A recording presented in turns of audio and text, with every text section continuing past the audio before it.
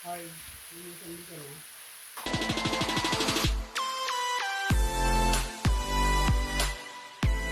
Mga Pertsgaw, good morning. So ngayon na magluto tayo ng mga Pertsgaw.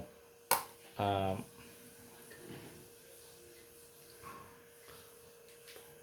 for a better day, for a better day. April 1 nga pala ngayon, April 1 Pulse, no?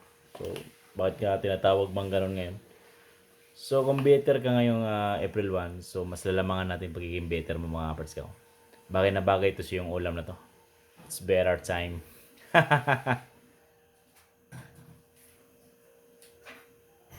So, habang pinapainit natin, lagyan natin yung konting baboy mga Pertsgaw.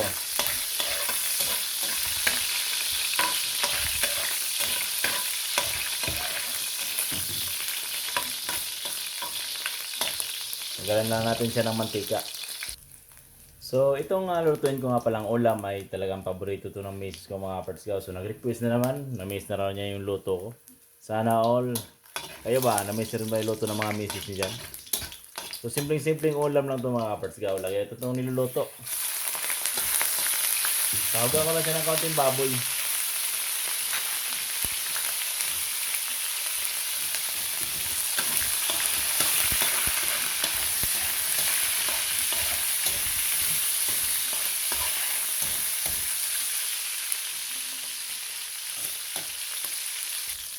So, kung hindi na-miss yung luto nyo sa mga misis nyo, so sorry na kayo. Dahil ako, na-miss yung luto niya. Na-miss na raw yung luto ko, kaya so sarapan natin ito mga Pertsgaw. Kailangan maluto lang natin yung baboy kasi pagka hindi natin ito maluto, medyo matigas-tigas mga Pertsgaw.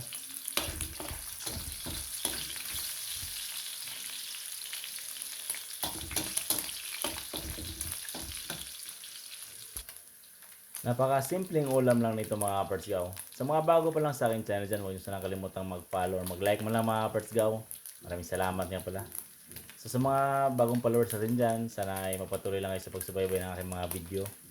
Sana hindi kayo magsawa mga Pertsgaw kahit man na first time lang natin mga luto-luto. Pero siyempre, pakita rin natin yung best natin dyan. So okay na siguro to, luto na to mga Pertsgaw.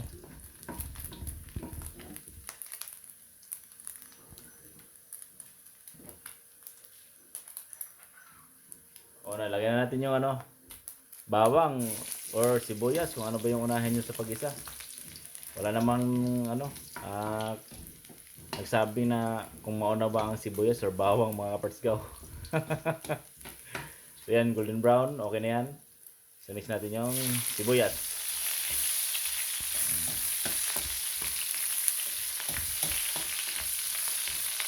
So, malbog yan.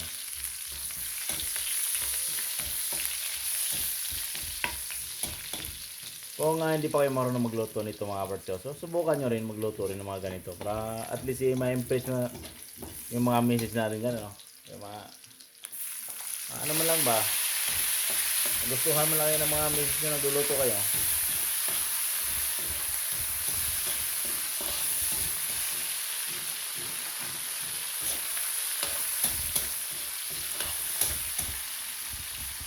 Itong niluto ko nga pala ay lagi na itong niluluto ko mga Pertsgaw.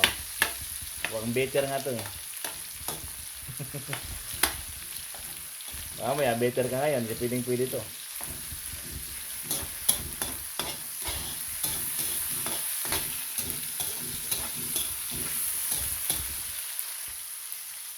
So yan, dudurogin lang natin yung kamatis para hindi masyadong malaki mga Pertsgaw. Yan, pwede na siguro yan.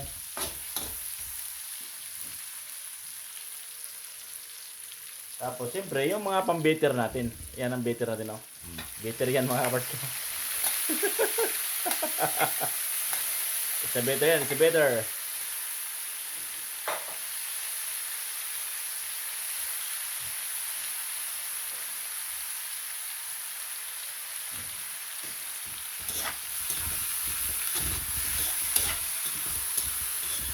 So sabi kasi nila, pag nagluto nga raw ako ng ampalaya, napakasarap nga raw. So tingnan natin kung masarap ba talaga. So, hindi naman sa nawala ng mga parts ko, pait. Pero siyempre, kaunting pait na lang yung meron. Hindi na talaga yung pait na pait talaga kasi kaya ng kainin ng bata itong mga parts ko.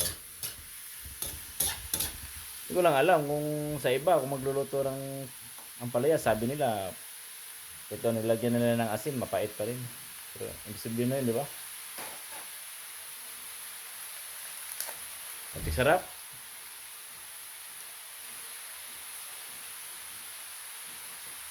Tapos, kaunting asin.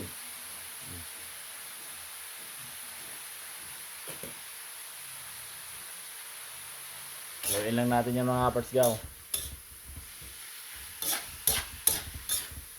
Napakasimpleng ulam pero masarap.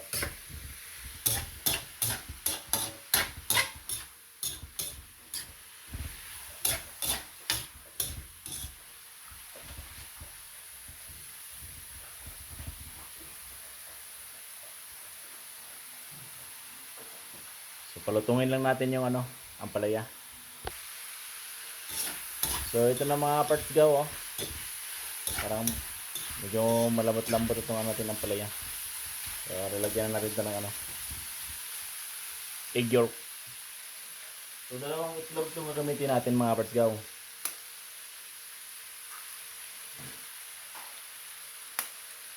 Ay, minsan dito na. Yan. So parang no? Para siyang tuloy naging sisig mga kaparts gaw ah. Lagyan natin itlog. Kuha lang natin yung itlog, maluto na ito mga parts gaw.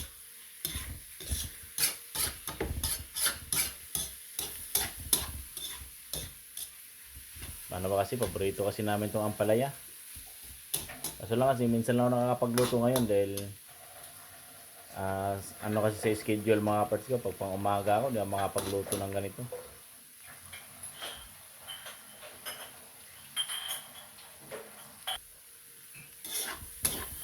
Yan, medyo tuyo-tuyo na.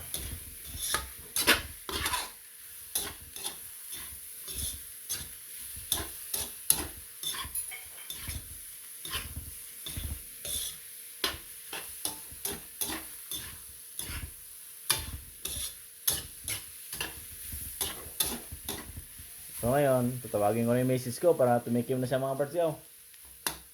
Tingnan mo asawa. Baka na dyan. Tikim.